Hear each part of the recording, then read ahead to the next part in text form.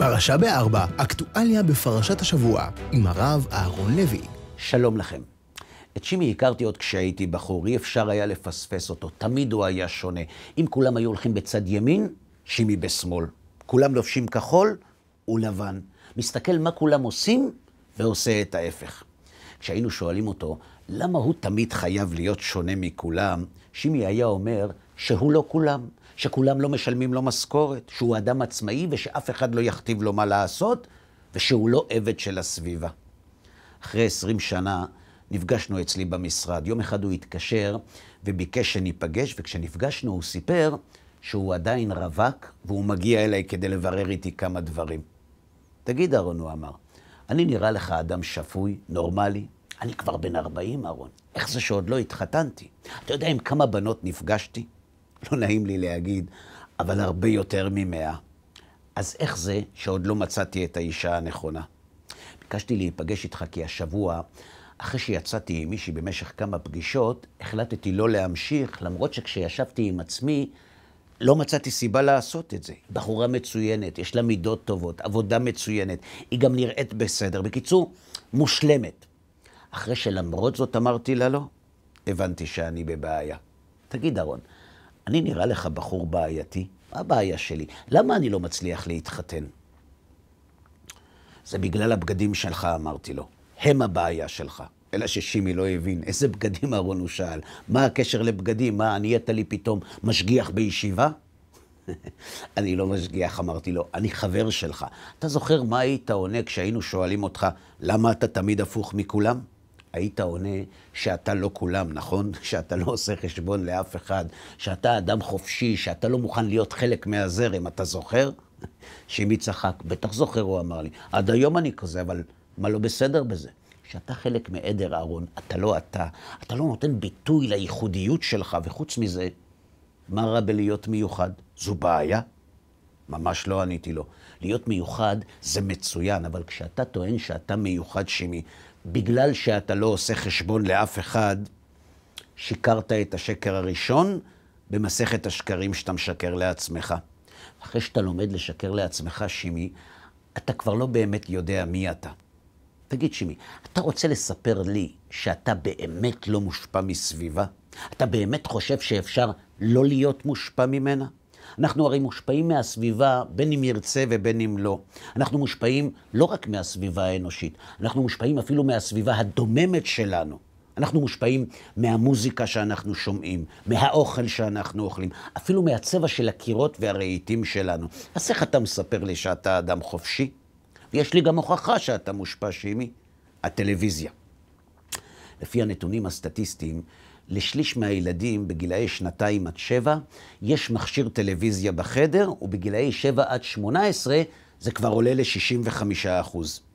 ילד מערבי שימי צופה בטלוויזיה בממוצע 240 שעות בחודש, ונחשף בממוצע ל100,000 מעשי אלימות ול8,000 מעשי רצח. והנתון הכי מדהים, מסך כל החיים, שימי, אדם מבזבז 10 שנים על צפייה במסכים. אתה מאמין? אם תנקה מזה את השינה, זה אומר שכמעט שליש מהחיים שלנו אנחנו מבלים מול המסך. עכשיו עם יד על הלב. מה תענה לילד הזה כשהוא יגיד לך שהוא לא מושפע מהמסך ושהוא אדם חופשי? תאמין לו? לכן אמרתי לך שהבגדים שלך הם הסיבה שאתה לא מתחתן. אתה לא אדם חופשי, שימי. אתה עבד של החברה. ההבדל בינך ובין אלה שאתה מכנה עדר הוא רק בשאלה איך אנחנו מושפעים ממנה. העדר מסתכל מה הסביבה עושה ומחכה אותה. ואתה מסתכל מה הסביבה עושה ועושה את ההפך. אבל ההפוך שלך הוא תוצאה של השפעת הסביבה בדיוק כמו אצל האחרים. ההבדל היחיד ביניכם הוא שהעדר יודע שהוא מושפע ממנה, ואתה מושפע, אבל חושב שאתה לא. וזה הרבה יותר מסוכן.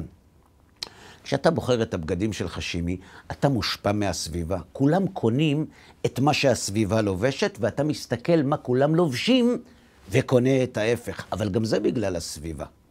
אתה לא מוצא מישהי להתחתן איתה, שימי, כי אתה חי בסרט. אתה עבד הפוך של הסביבה. אתה לא מחפש מישהי שאתה רוצה, אתה מחפש מישהי שהיא הפוך ממה שהסביבה רוצה, וזה הרי לא מה שאתה באמת רוצה, ולכן אתה מרגיש שזה לא זה, למרות שכל הנתונים מראים שכן. ביום שתבין שהסביבה משפיעה עלינו, נרצה או לא, יתחיל החופש האמיתי שלך. הסביבה משפיעה עלינו הרבה יותר ממה שנדמה לך, היא מכתיבה לנו מטרות, מגדירה הצלחות, גם אם אנחנו לא באמת חושבים כמוה. משפטים כמו, אתה צריך שיהיה לך את זה כי לכולם יש, או אתה צריך את זה כי לכולם אין, או במקרה שלך, אם לכולם יש, אתה לא צריך את זה, הם תוצאה של השפעת הסביבה על הרצון שלנו ועל קבלת ההחלטות שלנו. החופש שלנו, שימי, מסתכם בשאלה, איך נושפע מהסביבה? האם נהיה כמו כולם? האם נהיה נגד כולם? או האם נשפיע על כולם? וזה כתוב במפורש בפרשת השבוע. פרשת שמות התורה מספרת על המפגש הראשון של משה עם הסביבה היהודית שלו, שנאמר, ויהי בימים ההם, ויגדל משה ויצא אל אחיו, וירא בסבלותם. תגיד שימי, האם הסביבה השפיעה על אדם כמו משה רבנו? רש"י כותב שכן. על המילים וירא בסבלותם כותב רש"י, נתן עיניו וליבו להיות מיצר עליהם. אז אם משה הושפע מהסביבה, שאנחנו לא נושפע? השאלה היא רק, מה עושים עם ההשפעה הזאת? אצל משה, הסביבה עוררה רגשות של דאגה ואחריות, וגרמה לו לחפש דרך לעזור לה. לכן התורה כותבת, ויגדל משה.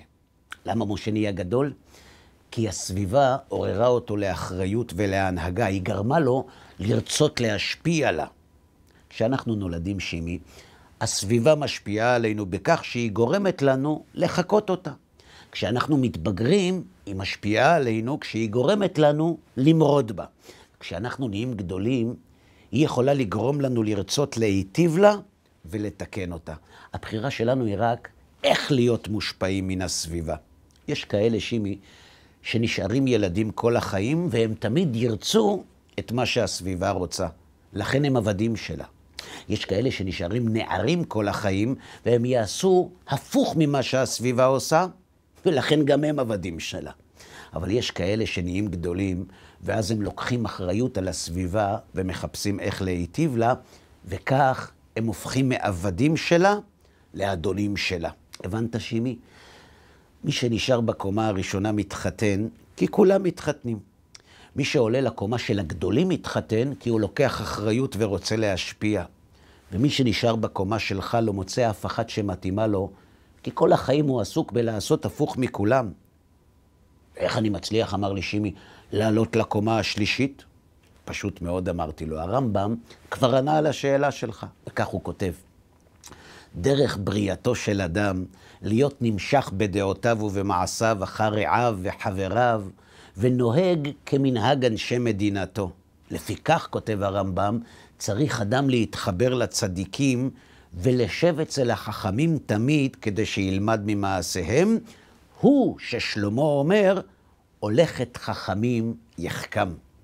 בדברים האלה הרמב"ם מלמד, שימי, שכדי לטפס מהקומה השנייה שבה אתה נמצא אל השלישית, האדם זקוק לסביבה שבה חיים אנשים שכבר הגיעו לקומה השלישית, ואז לחכות אותם בדיוק כמו אלה שכל החיים נשארים בקומה הראשונה.